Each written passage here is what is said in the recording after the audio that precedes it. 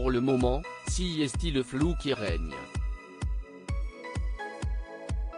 À moins d'un an et demi de la prochaine élection présidentielle, plusieurs candidates et candidats se sont d'ores et déjà lancés dans la course. Mais ce n'est pas, encore, le cas d'Emmanuel Macron. En pleine pandémie de coronavirus, le président de la République n'a pas encore annoncé son souhait pour 2022. Peut-être que je ne pourrai pas être candidat, peut-être que je devrais faire des choses, dans la dernière année, dans les derniers mois, durs parce que les circonstances l'exigeront, et qui rendront impossible le fait que je sois candidat, répondait-il simplement dans une interview accordée à Brut. Pour certains de ses proches, la candidature d'Emmanuel Macron ne fait pas de doute. Tout comme le duel du second tour, qui l'opposerait, comme en 2017, à Marine Le Pen. Et si la présidente du Rassemblement national s'est déjà lancée dans sa campagne, l'ombre judiciaire plane. Il se pourrait même qu'elle ne puisse pas se présenter. La raison ? Un possible procès.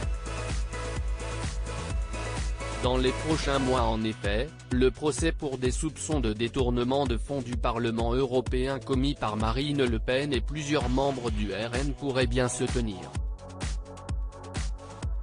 Si elle a déjà été condamnée à payer 300 € par le tribunal de l'U, la présidente du Rassemblement national fait toujours l'objet d'une instruction. Mise en examen 2 fois, elle pourrait être renvoyée devant le tribunal correctionnel et être jugée, courant 2021, comme le révélait le JDD. Devant les juges, elle risque notamment l'inéligibilité.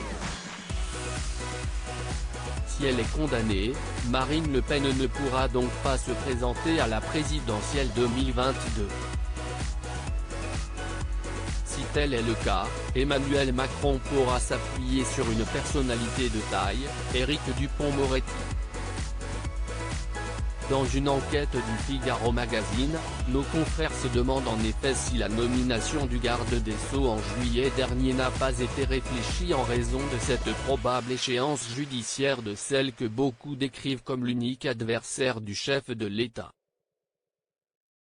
Qu'Éric Dupond-Moretti jouera volontiers les paratonnerres si Marine Le Pen est empêchée de se présenter en 2022, il faudrait un ministre de combat pour assumer ce verdict explosif et jurer que le pouvoir n'y est pour rien.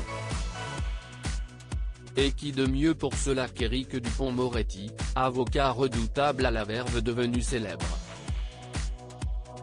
On connaît la détestation de Dupond-Moretti pour la patronne du RN. Il jouera volontiers les paratonnerres en déviant la foudre sur lui, ce qui aidera Macron à apparaître au-dessus de la mêlée, explique au Figaro Magazine un député Les Républicains. S'il n'a jamais caché être opposé à Marine Le Pen, le ministre de la Justice a même réglé ses comptes avec elle en pleine Assemblée nationale alors qu'elle se moquait de la réforme de la justice pénale des mineurs. Votre programme, si y est-il la prison de 7 à 77 ans. Et là, vous seriez d'accord avec nous, je vous félicite de cela car cette loi est une bonne loi, a lancé le compagnon d'Isabelle Boulet. Il y a les mensonges du matin et ceux de l'après-midi, vous les enchaînez comme des pères. Sur les chiffres vous mentez.